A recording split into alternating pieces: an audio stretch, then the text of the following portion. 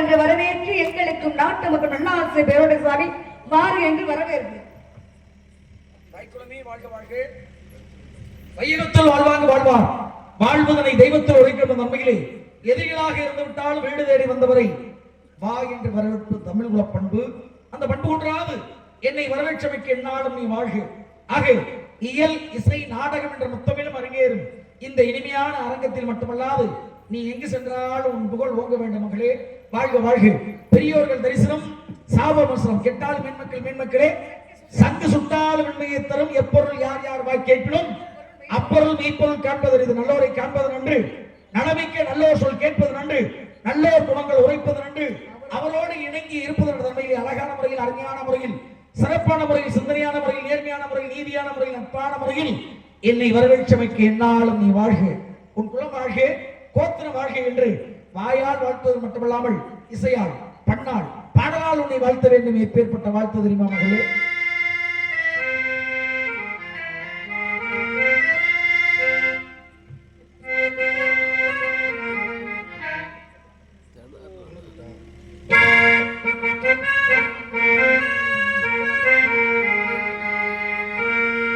மண்ணை தொட்டு கும்பிட்டுட்டு பொட்டொன்னு வச்சுக்கம்மா, வெள்ளக்கல்லு மூக்குத்தியும் பட்டுன்னு மின்னுதம்மா. மண்ணை தொட்டு கும்பிட்டுட்டு பொட்டொன்னு வச்சுக்கம்மா, வெள்ளக்கல்லு மூக்குத்தியும்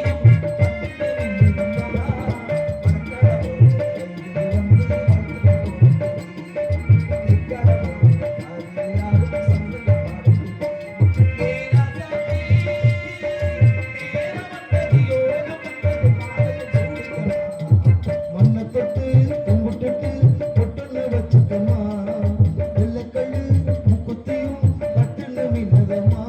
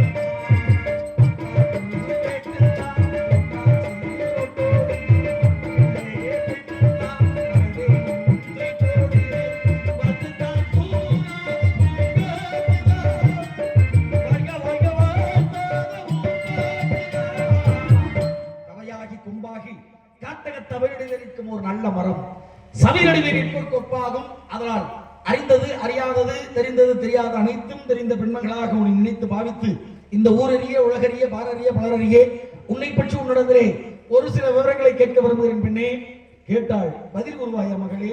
கேளுங்கள் கிடைக்க போல தட்டை கிடைக்க போடுமா? எல்லா இடத்துலயும் கேட்டா கிடைக்குமா? கிடைக்க வேண்டிய இடம் பார்த்து கேட்டா தான் கிடைக்கும். தட்ட வேண்டிய இடத்துல எல்லா இடத்துலயும் தட்டினா சத்தம் வருமா? எப்படி தட்டணுமோ அப்படி தட்டாதான் சத்தம் வரும். ஈரியில் உலகம் சுத்தக்கூடிய தாங்கள் நடந்தது நடக்க போவது அனைத்து உங்களுக்கு தெரிஞ்சிருந்தா கூட என்ன பத்தி விவரம் தெரியும். நான் யாரு, நான் எதுக்காக வந்திருக்கேன், என்ன காரணத்துக்காக வந்திருக்கேன்னு உங்களுக்கு நல்லா தெரியும். சாமி, என்ன பத்தி உங்களுக்கு தெரியும். அப்புறம் ஏன் தெரிஞ்சிருந்தா கூட தெரிஞ்சுக்கலாம்னு ஆசைப்படுறேன் நீங்க சொல்றீங்க. உப்புடன் முகமலர்ந்து உபசரித்து உண்மை பேசி உப்பில்லா கொள்ளிட்டாலும் உண்பது அமிர்தமாகவே முப்பழமோடு பாலன்ன முகங்கிடம் திடுவாராகிலும் நப்பிய பசியோடு கடும்பசி ஆகும் தானே. அன்பு பேச்சு, அறிவுத்துறை பேச்சு, நீதித்துறை பேச்சு, செய்தித்துறை பேச்சு, மேடை பேச்சு, வீண் பேச்சு, வெட்டி பேச்சு, அலங்கார பேச்சு, ஆணவ பேச்சு, மண்டக்கண பேச்சுன்னு எத்தனை வகையான பேச்சுக்கள் இருந்தாலும் சிறப்பான ஒரு பேச்சு உன்னிடம் கண்டேன். அந்த அடிப்படையில் கதையின் ரீதியாக உன்னை பற்றியான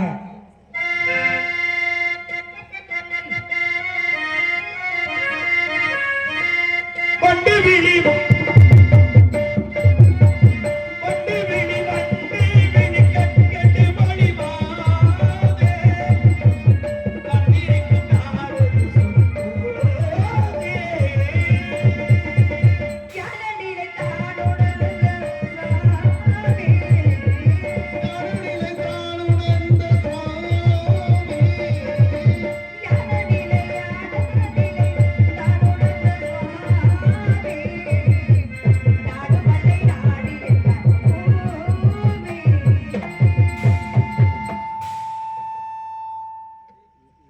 ரீதியாக அருமையான ஒரு பதில் பாடல் கேட்டு யானையிலே தான் உணர்ந்த சாமி நாடு மலை நாடு என்பார் பூமி. நல்ல விஷயம் தாங்க. நடந்தது நடக்க போகுது அனைத்தும் உங்களுக்கு தெரியும். ஒவ்வொரு விஷயங்களும் நல்ல விஷயம் தான். பேச்ச முதல்ல குறைச்சா சரியா இருக்கு. ஏன்னா சபையறிந்து பேசு, சமயம் இருந்து பேசு. நான் என்ன சொல்றேன், இருந்த பள்ளத்தை தள்ளிச்சா வந்த பள்ளன்ற மாதிரி நீங்க பேசுறீங்க. நீங்க கேட்டதுக்கு தான் நான் சொல்லி என்ன பத்தி விவரம் தெரியுமில்ல அப்படி நீங்க தெரிஞ்சுக்கிட்டு ஏன் தெரிஞ்சுக்கலாம்னு ஆசைப்பட நான் கேட்டேன். ஒரு விஷயத்தை பேசினா அங்கனே நிறுத்திக்கலாம். அதோட வெளிப்பாடு என்ன, மற்றவரோட எதிரியோட வெளிப்பாடு என்ன, வெளிக்கொணர்றது என்னன்னு புரிஞ்சுக்கிட்டு அடுத்தடுத்து போங்க. வண்டு விழி கற்கொண்டு வாதம் நீங்க பாடுனீங்க. இருங்க வரேன். பதில் பாட்டு நான் என்ன பாடணும்? அதாவது நீங்க பாடினதெல்லாம் தெரியல, அதனால இல்ல. பேச்ச ஒரு சபை அறிந்து பேசு, சமயம் அறிந்து பேசு. சில சமயங்களில் பேசாம இருந்துக்காங்க. எங்க பேசணும் அங்க பேசணும், எங்க பேசக்கூடாதுனோ அங்க பேசக்கூடாதா? பேசிட்டு யோசிச்சிட்டோம்னா முட்டாளாயிருவான். ஆமா, யோசனை நீ பேசணும்னா அறிவாளி. அறிவாளிதான். எப்பவுமே யோசனை பண்ணணும். நீ அறிவாளியா முட்டாளா அப்படின்னு சோதிக்கிறதுக்கு ஒரு நிமிடம் போதும். சரிங்களா? நல்ல பிள்ளைன்னு பேர் வாங்க நாளாகும், கெட்டவனு வருவாங்க ஒரு நொடி போதும். ஒரு நொடி பொழுது போதும். அப்ப எல்லாமே சரியாதான் அமைந்திருக்கு, எல்லா விஷயமும் சரியா இருக்கு. ஆனா உன்னுடைய பழக்க வழக்கம் சரியில்லைங்கிற மாதிரி தான் மனசுக்கு உதவும். நான் என்ன நினைக்கிறேன், மண்ணால வந்தது மகாபாரதம், பெண்ணால வந்தது ராமாயணம், இதிகாசம் என்பது 2. ஆமா, மகாபாரதமும் ராமாயணமும் 3 இருக்கு. அதுல ஒண்ணு மறைக்கப்பட்டிருக்கு. அது என்ன மறைக்கப்பட்டது? சிவ ரகசியமாகப்பட்டது. அதுல சிவ ரகசியம்னு இருக்கு. அப்புறம் ஏன் சிவ ரகசியமாக்கப்பட்டது உங்களுக்கு தானே தெரியும். ரகசியம்னா என்ன? ரகசியமா தான் இருக்கணும். யாருக்கும் தெரியாம ரகசியமா இருக்கு. அது ரகசியமா இருக்கிறது அதுதான் மறைக்கப்பட்டது. என்ன அதுக்குள்ள அடங்கி இருக்கு அப்படின்னா, ஒரு மனிதன் பிறப்பது எப்பொழுது அப்படின்னு தெரிவதும், இறப்பது தெரிவதும், ஒரு மனிதன் எப்ப பிறப்பம்னு தெரியும், ஒரு மனிதன் எப்ப இறப்பம்னு தெரியாது அப்படிங்கிற விஷயம் அடங்கப்பட்டு இருக்கு. இப்ப 5 வயசுல அண்ணன் தம்பி, 10 வயசுல பங்காளி. இப்ப சொன்னது மாதிரியே பங்காளி சொத்தை எடுத்தவனா பாதி கிணற தாண்டனவனா முழுமையாக முடியுமா? வாழ்க்கையில உருப்பட முடியாது. அதாவது பங்காளி சொத்தா இருந்தாலும் பணங்காயா இருந்தாலும் பதம் பார்த்து வெட்டுறாங்க. அதாவது பணங்காய முன்னாலே வெட்டிட்டோம்னா, பிஞ்சா இருக்கும் போட்டு வெட்டிட்டோம்னா சாப்பிட முடியுமா? முடியாது. இல்ல முதிர்ந்ததுக்கு அப்புறம் வெட்டோம்னா கொட்டையா போயிடும். ஆமா, அப்ப பதம் பார்த்து சரியான தருணம் பார்த்து வெட்டி கொடுக்கணும். அப்ப பங்காளி சொத்தை எப்ப கொடுக்கணும்? ஊர்ல திருவிழா வருது, நல்லது கெட்டது வருது அப்படின்னா திருமணம் ஆனவனே அவனுக்குன்னு ஒரு வரியை சேர்த்துருவாங்க. ஊர்ல கல்யாணம் ஆச்சுப்பா, இனிமேல் உனக்குன்னு ஒரு வரி அப்படின்னு சேர்க்கும் பொழுது திருமணமான பிறகு அவனுடைய சொத்தை சரிபதியா பிரிச்சு கொடுக்கணும் அப்படிங்கறதுதான் கணக்கு. பிரிச்சு கொடுக்காம சொத்தை அபகரிச்சது எங்க நடந்துச்சு? மகாபாரதத்துல நடப்பதற்கு காரணம் என்ன? காரணம் இருக்குல்ல, யாரு சொத்தை யாரு கொடுக்கல? தன்னோட சொத்து மண்ணால வந்தது மகாபாரதம் அப்படின்னு சொல்றோம். துரியோதனுக்கும் கிடையாது, பஞ்சமனுக்கும் கிடையாது. அப்ப தன்னோட தகப்பனுக்காக பிரம்மச்சாரியா போனாரு, துரியோதனுக்கும் கௌரவர்களுக்கும் கிடைச்சது. இப்ப நீங்க இந்த இடத்துல வந்து மண்ணுக்காக போர் புரிந்தது துரியோதன பஞ்சமனவர்கள் தான். துரியோதன பக்கம் வந்து இப்ப தர்மன் வந்து என்ன சொல்றான், சூதான கூப்பிட்டான். துரியோதன கூப்பிடும் போது தர்மன் வந்து மனம் கோணாமல் வந்து துரியோதன கூப்பிடும் பொழுது நம்ம வந்து சூதான போகணும். நம்ம போகலன்னு நம்ம சொல்ல முடியாது அப்படின்னு சொல்லி துரியோதனன் கூட சூதான போனது யாரு? பஞ்சமனவர் 5 பேருமே போனாங்க. அப்ப 5 பேருமே போகும் பொழுது துரியோதன பக்கம் யார் இந்த பக்கம் விட்டுறதுல? சரியா பேசுற ஒரு விஷயத்த என்னன்னா, சூதாட போனவங்க 5 பேரும் போனாங்கன்னு சொல்ல சபை நிறைந்திருக்கிறது.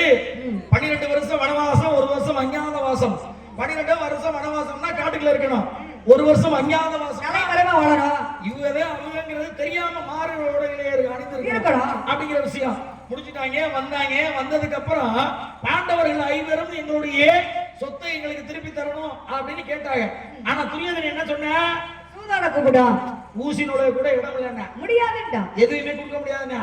அதுக்கு தூதுவனாக சென்றவன் யாரு? என்னுடைய பாட்டன் பரந்தாமன் தூதுவனாக சென்றார். ஊசி நுழைய கூட இடம் இல்லை அப்படிங்கிற இடம் வந்துச்சு. அப்ப பாருங்க என்ன விஷயம் நடந்தது. அங்கே சூதாட்டம் நடந்துச்சு. சூதாட்டத்துல எல்லாத்தையும் இழந்தேன். அதெல்லாம் ஒரு போயிட்டு இருக்கட்டும். இழந்தேன், 5 பேரை இழந்தேன், நாடு நகரத்தை இழந்தேன், பொண்டாட்டி இழந்தேன், 5 பேரை இழந்தேன், எல்லாத்தையும் இழந்தேன். அதெல்லாம் கணக்கு இல்ல. இப்ப சூதாடுவதற்கு முன்னாடி அவனுடைய சொத்தை அவனுடைய சரிபாதையா கொடுக்க வேண்டிய கடமை யார்கிட்ட இருக்கு? துரியோதனன் இருக்கு. 100 பேர் 101 பேரு யாருடைய? துரியோதனனுடைய கூட்டம். கௌரவர்கள் 101 பேரு. ஒரு பிள்ளை பொம்பளை பிள்ளை துச்சலை. அப்ப 100 பேரு ஆம்பளை. இங்க 5 பேரு பஞ்ச பாண்டவர்கள் 5 பேரு ஆம்பளை. 5 பேருக்கும் 100 பேருக்கு சண்டை நடந்துச்சு. அப்ப சண்டை நடந்த யுத்தத்திலே 5 பேர் மட்டும்தான் குந்திக்கு பிறந்தாங்களா? 5 பேரும் குந்திக்கு பிறந்தாங்களா? 5 பேரும் குந்திக்கு பிறகு கிடையாது. யாருக்கு பிறந்தாங்க? குந்திக்கு எத்தனை பிள்ளைமா? குந்திக்கு 3 பிள்ளைதான். எல்லாம் யோசிச்சு சொல்லணும். 2 பிள்ளைதான். குந்திக்கு எத்தனை பிள்ளைன்னு சொன்னேன்? குந்திக்கு எத்தனை பிள்ளை? நான் பாண்டுக்கு எத்தனை பிள்ளைன்னு கேட்கல. குந்திக்கு எத்தனை பிள்ளைன்னு. பாண்டு மன்னனோட மனைவி யாரு? குந்தி தேவியா? நீங்க என்ன மாத்தி பேசிட்டீங்களா? நீங்க என்னிட்ட சட்டம் பேசுங்க. கேட்டனா கேட்டதுக்கு பதில் சொல்லு. ஆமா. பாண்டு மன்னனுக்கு எத்தனை பிள்ளைனா? 5 பிள்ளை. ஆமா. குந்தி தேவிக்கு எத்தனை? குந்தி தேவிக்கு 5 பிள்ளைதான். கோவர்தர் மாதிரி இருக்கு எனக்கு. நீங்க ரொம்ப இருக்கு. வரம் கொடுத்தது 5 வரம் குந்தி தேவிக்கு தான கொடுத்தாங்க. 2 வரம் இங்க கொடுத்தால. இருங்க நீங்க வாய் வந்து லூசு பேயலனா அப்புறம் நீங்க கிறுக்கிய மாதிரி வந்து நின்னுட்டு இருக்க. அண்ணன் கூட பேசுறீங்கல. அவன் எல்லாம் கிறுக்கு பேயல. அவன் விளையாட்டு வருவான். என்ன எது உனக்கு தெரியாதா? உனக்கு தெரியாதா? புத்தி இல்லாம வந்து நின்னுட்டு இருக்க மாதிரி இருக்கு. இல்ல நீங்க புத்தி இல்லாம நின்னுட்டு இருக்கீங்க. நான் புத்தி இல்லாம வந்து நீ பேசுற. யாரு? குந்திக்கு எத்தனை பிள்ளையா? 5 பிள்ளையா? ஆமா. நீ பாண்டு மன்னனுக்கு எத்தனை பொண்டாட்டி? பாண்டு மன்னனுக்கு எத்தனை பொண்டாட்டின்னு? இல்ல அவர் மகாபாரத பத்தி பேசிட்டு இருக்காரு. அது ராமன். குந்தி தேவிக்கு பாப்பா குந்தி தேவிக்கு எத்தனை பிள்ளைனா? 5 பேர் தான். அதுக்கு முன்னாடி மறுபடியும் இந்த 5 பிள்ளைன்னா எனக்கு வேற மாதிரி வந்துரும். 5 வரம் தாங்க. பாண்டு மன்னனுக்கு புரியுதா? 5 வரம் கொடுத்தா 2 வரம். அதெல்லாம் எனக்கு தெரியாமலாம் கேட்கல. வரம் கொடுத்தேன், கழுதையை கொடுத்தேன், அதெல்லாம் கேட்கல. உங்களுக்கு என்னதான் வேணும்? பாண்டு மன்னனுக்கு எத்தனை மனைவி? பாண்டு மன்னனுக்கு 2 மனைவி. ஒண்ணு குந்தி தேவி, மற்றொன்று மாதிரி தேவி. குந்தி தேவிக்கு முதல்ல பிள்ளையாவா பிறந்தது யாரு? பிறந்தது கர்ணனை சொல்லலாம். அது கல்யாணம் பண்றதுக்கு முன்னாடியே. ஆமா. பாண்டு மன்னனை கல்யாணம் பண்ணதுக்கு அப்புறம் பிறந்தாரு தர்மன். எதனுடைய அம்சமாக தர்மன் பிறந்தாரு? யமதர்மனுடைய அம்சமாக தர்மர் பிறந்தாரு. அடுத்து பீமன் பிறந்தான். யாருடைய அம்சமாக? வாயு பகவானுக்கு. அடுத்து அர்ஜுனன் பிறந்தான். யாருடைய அம்சமாக? தேவேந்திரனுக்காக. இவன் 3 பேரும் குந்திக்கு பிறந்தாங்க. ஆமா. மாத்திரி தேவின்னு ஒண்ணு இருந்தால. நகலன்னு சகாதேவனும். இப்போ 5 பேர் அப்ப இருக்கா? ஏங்க நான் தான் 5 வரம் கொடுத்தது யாரு? 5 வரம் குந்தி தேவிக்கு தான் கொடுத்தா. 2 வரம் தான் இங்க கொடுத்தா. நீ கல்யாணம் பண்ணியாது. கல்யாணம் பண்ணி மங்களகரமா ஒரு இடத்துக்கு போற. 6 ஒருத்தர் உனக்கு கல்யாணம் பண்றோம்னு வச்சுக்க. மங்களகரமா போற. உனக்கு 3 ஆம்பளை பிள்ளை 2 பொம்பளை பிள்ளை, மொத்தம் 5 பிள்ளை இருக்கு. ஆமா. நீங்க 2 ஆம்பளை பிள்ளை 1 பொம்பளை பிள்ளை போதும்னு நிப்பாட்டிக்கிட்டா அதுக்கு இறைவன் குறை இல்ல. ஆமா. அப்புறம் மாத்திரி தேவிக்கு வரத்தை மாற்றி கொடுத்தா. நகலன்னு சகாதேவன பிறந்தாங்க. 2 வரத்தை நம்மளுக்கு குழந்தை இருக்கு. நம்மளுடைய சக்கலத்தியான்னு சொல்லக்கூடிய மாத்திரி தேவிக்கு குழந்தை இல்லைன்னா அவ ஏங்கிடுவாளு. இவளுக்கு கொடுத்த வரத்தை மந்திரத்தை அவள்கிட்ட கொடுத்தா அவ வந்து அசுனி தேவர்களை நினைத்து வரத்தை பெற்றால் 2 குழந்தையாக பிறந்தார். அதான் நகல ஜகாதேவன். தர்மன் வந்து யமதர்மனுக்கு பிறந்தாரு. பீமன் வாயு பகவானுக்கு பிறந்தார். அர்ஜுனன் இந்திரனுக்கு பிறந்தார். நகுலன் சகாதேவன் அசுபனி தேவர்களுக்கு பிறந்தார். அப்படின்னு நினைக்கீங்களே. அப்ப குந்தி தேவிக்கு எத்தனை பிள்ளையா? குந்தி தேவிக்கு 3 பிள்ளையா? இப்படிதான் சொல்லணும். குந்தி தேவிக்கு 3 பிள்ளையா? மாத்திரி தேவிக்கு 2 பிள்ளையா? நீங்க வச்ச சட்டமான கேக்கு. நான் சொல்றத நீங்க சொல்லணும்ன்றீங்க.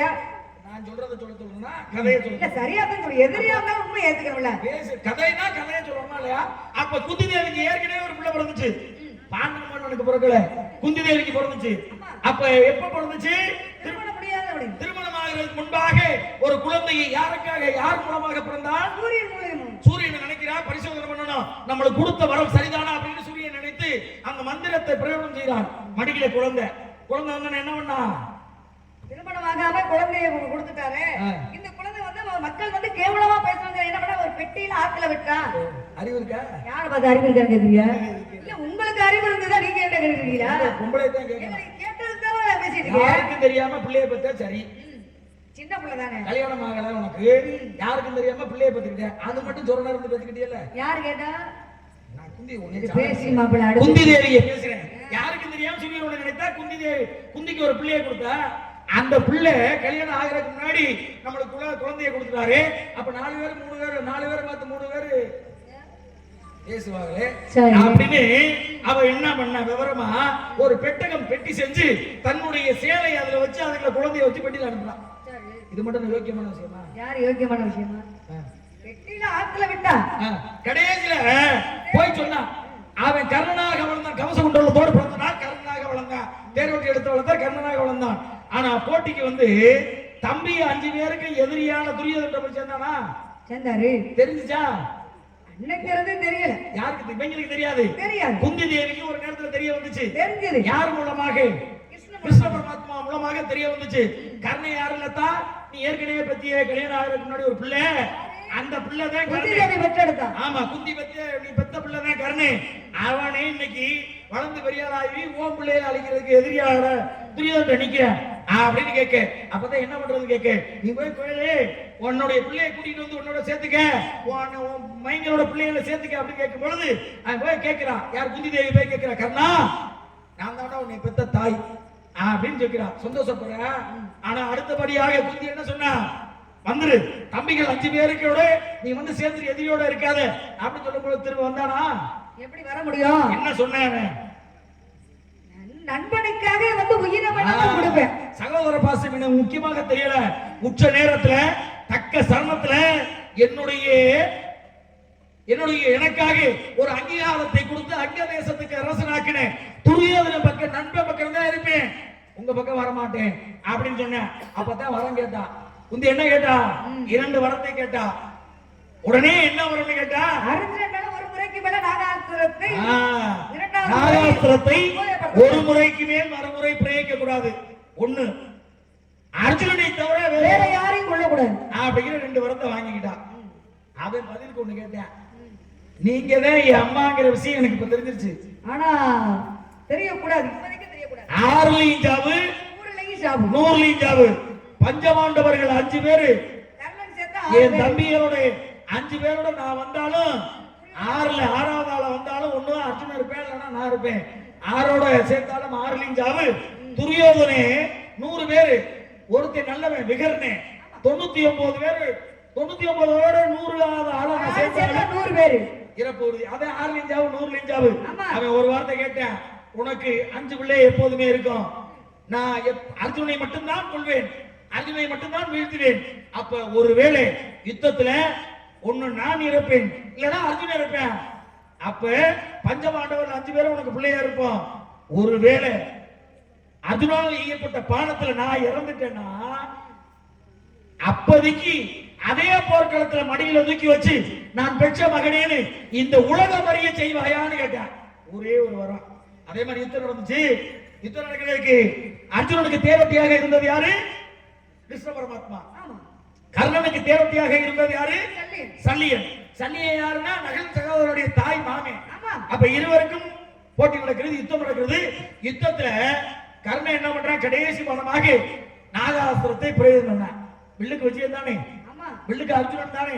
ஆனா வருகின்ற நாகாஸ்திரத்தை எதிர்கொள்ள அர்ஜுனனால முடியல. தலைக்கு வந்தது தலப்பாவோட. அப்ப தன்னுடைய சாரதியாக இருந்த கிருஷ்ணனை நோக்கினார். கண்ணா கிருஷ்ணா, எதிர்நோக்கி வருகிறது நாகாஸ்திரம், என்னால் ஒன்றும் பண்ணல, என்னால ஒன்றும் பண்ண முடியாதியா, நீ ஏன் சரி பண்ணணும் அப்படின்னு என்னால ஒன்றும் பண்ண முடியலன்னு சொல்லும் பொழுது தஞ்சம் புகுந்தான் சாரதியாகப்பட்ட கிருஷ்ணன்.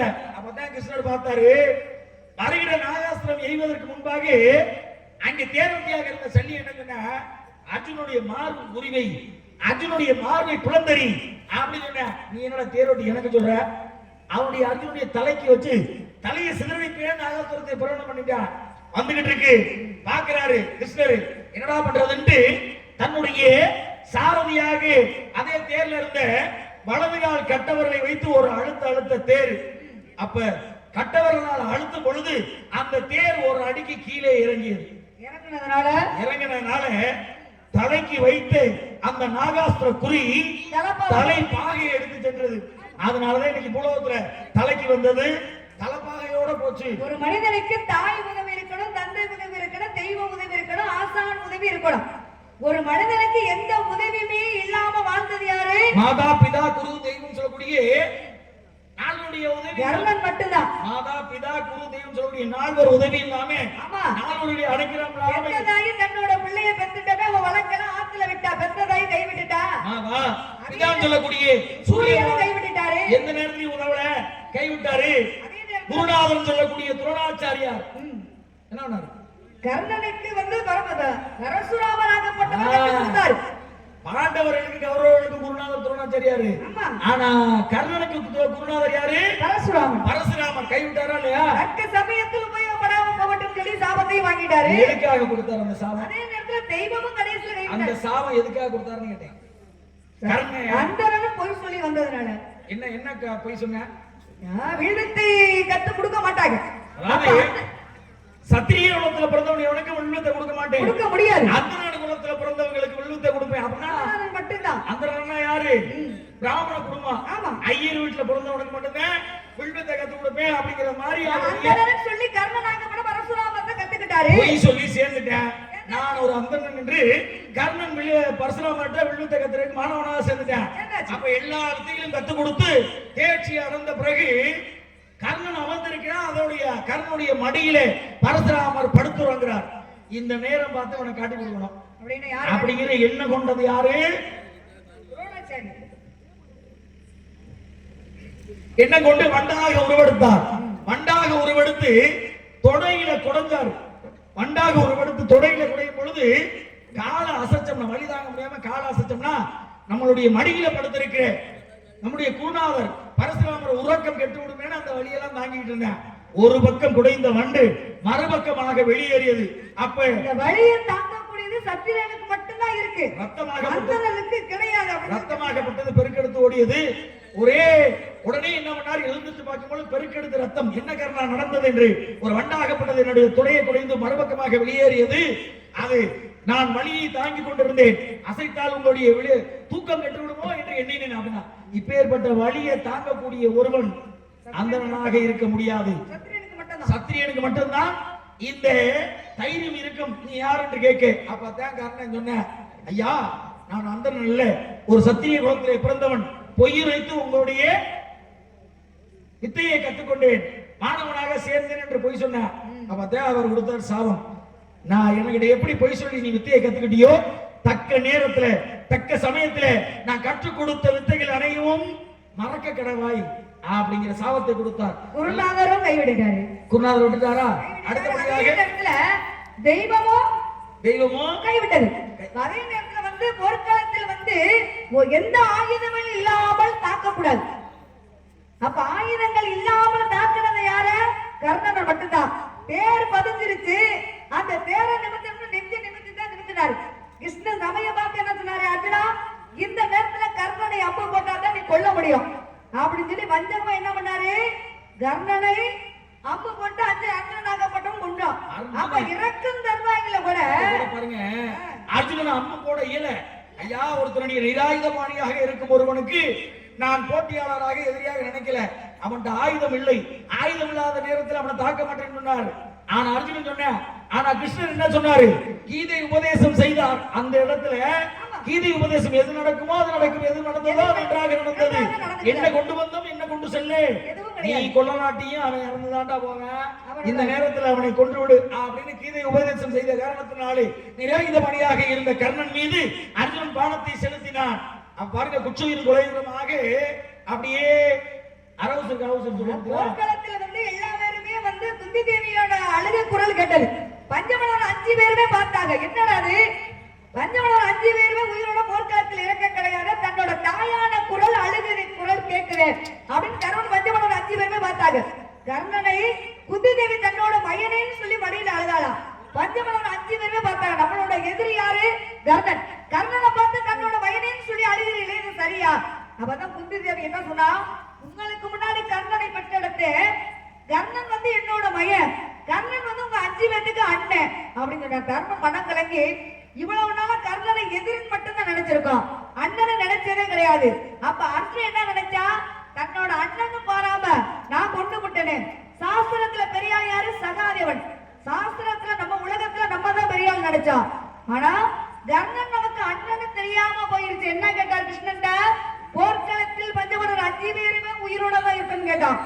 ஆனா விவரம் தெரிஞ்சிருந்தா ஆனாவது ஒரு உயிரா இருக்கணும் நம்ம நினைச்சிருக்கலாமே அப்படின்னு சொன்னார். அதுல நரகன் கோபப்படுத்தி என்ன சொன்னாரா, இவ்வளவு நாளா கர்ணனை தன்னோட அண்ணன்னு சொல்லாம எதிரியாவே பார்த்து வாழ்ந்திருக்கியே, இவ்வளவு நாளா பெண்கள் மனசுல ரகசியமா பூட்டி வச்சிருக்கியே, இன்று முதல் பெண்களுக்கு ரகசியம் தங்காம போகட்டும் அப்படின்னு குந்தி தேவிக்கு தருமன் கொடுத்த சாபத்தினாலதான் இன்னைக்கு பெண்கள் மனசுல எது சொன்னாலும் ரகசியம் தங்காது. ரகசியம் தங்கா கடவாய் அப்படிங்கிற சாபத்தை தருமனே தன் தாய்க்கே சாபம் கொடுத்த காரணம் என்ன காரணம்? இதுவரை கர்ணன் தான் உன்னுடைய பிள்ளைன்னு சொல்லாம கடைசியில தூக்கி வச்சு அழுதியே அப்படிங்கிற சாபத்தை, அதனாலதான் உன்னுடைய பெண்களுடைய மனதிலே ரகசியம் தங்க கடவாங்கிறது கொடுத்தா. பாருங்க, சகாதேவன் சாஸ்திரத்துல சிறந்தவன். நம்ம அம்மாவுக்கு ஏற்கனவே ஒருத்தன் பிறந்திருக்கேன், நம்மளுக்கு அண்ணனாக இன்னொருவன் இருக்கிறான் அப்படிங்கிற சாஸ்திரம் படிச்ச நம்மளுக்கு தெரியலையே, சம்பிரதாயம் படிச்ச நம்மளுக்கு தெரியலன்னு இருக்கிற ஓலைச்சோடி அனைத்து கொண்டு போய் கடல்ல இருக்கான் கோபமா. இன்னைக்கு ஒதுங்கினதுனாலதான் எடுத்து வச்சு சாஸ்திரம் சம்பிரதாயம் ஜாதகம் அப்படிங்கறத நம்ம பார்த்துட்டு இருக்கோம். என்ன பண்ற இடத்துல என்ன காவல், என்ன துணை, கருந்தனை யாருக்கு, செந்தனை யாருக்குமா? செந்தில் முருகனுக்காக, செந்தில் குமரனுக்காக நீங்க வந்திருக்கீங்க. ஆபத்திற்கு உதவா, அரும் பசிக்கு உதவா, தாகத்தை தீரா, கருத்திர மரியா, கோபத்தை அடக்கா, குருமணி கேடா, பாவத்தை தீர்க்கா, பயனில்லை தவத்திற்கு, தமிழுக்கு, குலத்திற்கு, சமத்திற்கு, சகலத்திற்கு, சுவைகள், சுரங்கள், திக்குகள், கிரகங்கள், பசி வந்தால் பெண்ணின் பருவங்கள் என்னென்ன? எழுவக பருவத்தில் என்ன பருவத்தில் இருக்கீங்க? மங்கை பருவம் அடைஞ்ச ஒரு பொண்ணுக்கு என்ன தேவை? பாதுகாப்பு யாரு கொடுக்கிறது? கடைசி வரை பாதுகாப்பு கணவன் தான். கட்டிய கணவனாலே கடைசி வரையும் ஒரு துணைவனாக, காவலனாக, பாதுகாவனாக இருக்க முடியும். அதனால உன்னுடைய உருவத்திற்கும் பருவத்திற்கும் ஏற்றாற்போல் ஒரு மாப்பிள்ளையை, மணவாளனை பார்த்து வந்திருக்கேன். ஒரு மாப்பிள்ளை பார்த்து வந்திருக்கேன், மணவாளனை பார்த்து வந்திருக்கீங்க. உங்களை நம்பி நீங்க என்னைய நம்பி வாங்கல, எப்படியும் கட்ட வச்சிருங்க. எங்க குல வழக்கமே நீங்க கழுத்தை மட்டும் நீட்டி பாருங்க. மனசு ஒத்துமைனா நான் கூட்டிட்டு போய் கல்யாணம் பண்ணிக்குவா. நீங்க மாப்பிள்ளை பார்த்து வந்திருக்கீங்களா? மாப்பிள்ளை பேர் சொல்லுங்க, பிடிச்சா கல்யாணம் பண்ணிக்கிற, பிடிக்கலன்னா கடைசி வரைக்கும் காப்பாத்துவான் அப்படின்னு காப்பாத்தக்கூடிய மாப்பிள்ளை பேர் சொல்லுங்க பாப்பா. அப்புறம் மாப்பிள்ளை எப்படி இருக்காரா இல்லையா அப்படிங்கிறது எனக்கு தெரியும். நீங்க யோசிச்சு பாக்குறீங்க, நம்மளுடைய மாப்பிள்ளை அப்படி இருப்பாரா, இப்படி இருப்பாரா, எப்படி சாமி பாப்பா வந்திருப்பாரு அப்படின்னு. அன்பானவன், அறிவானவன், அன்பானவன், பாசமானவன், அவர் சொன்ன மாதிரி கடைசி வரைக்கும் உன்னை பாத்துக்குவாரு. நம்பி நீங்க காலை வச்சு பாருங்க, சரியா இருக்கா? வலது காலம் எடுத்து வைக்கிறது மட்டும் வலது காலம் எடுத்து வச்சு பாருங்க. வலது காலம் பெண்கள் எப்பவுமே எடுத்து வைக்கணும்.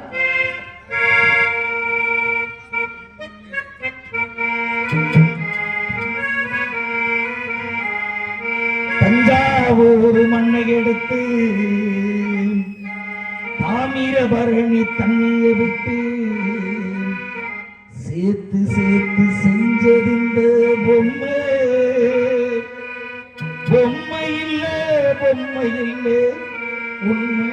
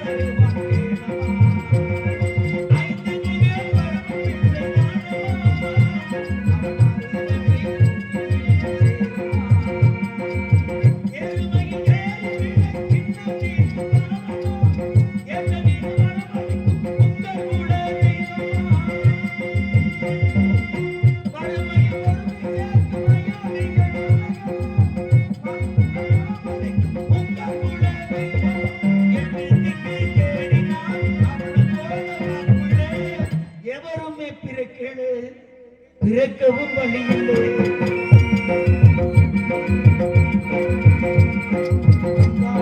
தருவாணி வேலவண்டானே, தருவாணி தருவாணி நல்லாசிகள் தானே, மண்ணாடு மகிழ்ச்சி வந்து என்னாடு உயர்ந்து சாமி பார்த்து சேர்த்து வைக்கும் சொந்தம் சொந்தமல்லே சொந்தமல்லே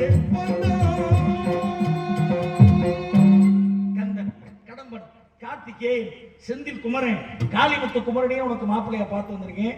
நல்லா பேசுறீங்க, மகாபாரத தொட்டு பேசுற அழகா சொன்னீங்க. ஆனா போய் ரெண்டாம் தார கல்யாணம் பண்ணிக்க சொல்லுங்களே. நீங்க நாங்க ரெண்டு பேரும் தக்கலாத்து சண்டை போடணும், நீங்க நிலம் தப்பிக்கணும். இல்ல இன்னாருக்கு இன்னார் என்று எழுதி வைத்தான் தேவன் என்று அண்டத்தை பிடிச்சு அண்டத்துல போடும் போது உன் தலையெழுத்து என்னன்னு பொம்பளை நினைச்சாதான் மோச்சனா சரின்னு சொன்னாதான் முருகப்பெருமானை நீங்க கல்யாணம் பண்ணி வைக்க முடியும். நாம முருகனை பிடிச்சிருக்குன்னு சொன்னா நான் கல்யாணம் பண்ணிக்கிறேன்னு சொன்னா இல்ல நீங்க வச்ச சட்டமா நான் கேக்குறேன். நீங்க வச்ச சட்டம் நான் வச்சதான் சட்டம். குண்டத்தை பிடிச்சு அண்டத்துல போடும் போது எங்க அப்பா எழுதின எழுத்தை எவனாலே மாத்த முடியாது. உன்னுடைய தலையெழுத்து ரெண்டாம் தரமா போடும். நீங்க என்னத்தான் சொல்லுங்க, முருகப்பெருமான ரெண்டாம் தாரம் கல்யாணம் பண்ணிக்க முடியாது முடியாது முடியாது அப்படிங்கிற கணக்கு நீ என்ன வேணாலும் சொல்லிட்டு போ. எல்லாமே நீ பேசினாலும் இதுதான் காரணம், முருகனத்தை நீ கல்யாணம் பண்ணணுங்கிற. அவளை சீக்கிரம் தலைய பிடிக்கிடுவா. நான் பிறந்தா ஆம்பளை கிட்டே அது தெரிஞ்சு நீட்டிக்கணும். அதுக்காக மனசு மனசு அத 1 2 3 முடிச்சு போட்டா மாட்டிக்கணும். முருகப்பெருமான கடவுளை நினைக்கலாம், மனசுல கணவனை அடைய முடியுமா? முருகன் ஆம்பளை தானே, அவர் ஆம்பளதா, நீ பொம்பளை தானே. நான் பொம்பளதா. ஒரு பொம்பளை ஆம்பளை நினைச்சா அதுக்கு பேரு அவர் இருங்க வேற, அவர் ஆம்பளை. முருகப்பெருமான மனசுல கடவுளை நினைச்சிருக்கேன். கணவனை ஏற்கனவே திருமணம் முடிச்சாச்சுல. இந்த மணியை நினைச்சு பாரு. மருமைய வேணும், உனக்கு குழந்தை வேணும் மணி. அதனால அல்லுபகலும் இந்த அவசகி நீ வெளுத்து, அல்லுபகலும் இந்த அவசகி நீ வெளுத்து, அல்லுபகலும் இந்த அவசகி நீ வெளுத்து, அவனிகமன இருப்பசகி மடுத்து சொல்லும். இந்த வேலை பார்க்கறதுக்கு எங்க ஆச்சு போய் சரக பண்ணலாம். சாமி குட்டி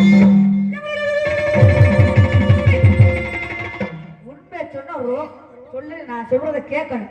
இல்லட்டின்னு வச்சுக்கோங்க, அந்த பக்கம் வீசிடுங்க. கொட்டி கொடுப்பதற்கு